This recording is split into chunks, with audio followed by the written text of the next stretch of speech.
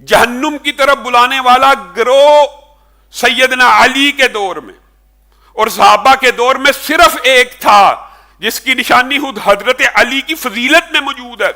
کیا؟ رسول اللہ صلی اللہ علیہ وسلم نے اس خارجی گروہ کا تذکرہ کرتے ہوئے کہا اس گروہ کے ساتھ وہ شخص، وہ جماعت قتال کرے گی جو حق کے زیادہ قریب ہوگی، اور یہی اہل سنت کا عقیدہ ہے۔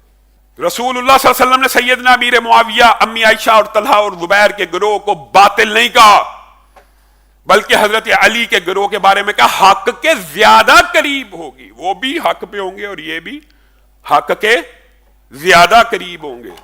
یہ کہاں کہا کہ باطل گروہ ہوگا؟ یہ کہاں کہا وہ جہنم کی طرف بلانے والا گروہ ہوگا؟ جہنم کی طرف بلانے والا گروہ صحابہ کا نہیں ہوتا، وہ خارجیوں کا گروہ تھا، اور اسی خارجیوں کے گروہ کے بارے میں سیدنا علی کی یہ فضیلت بیان کی، اور اس حدیث کی وجہ سے، اس ایک حدیث وحی کی وجہ سے اہل سنت کا اجماع ہے کہ سیدنا علی اور سیدنا امیر معاویہ کے مابین جتنی جنگیں ہوئی، جتنے اختلاف ہوئے، ان میں سے حضرت علی حق کے زیادہ قریب تھے۔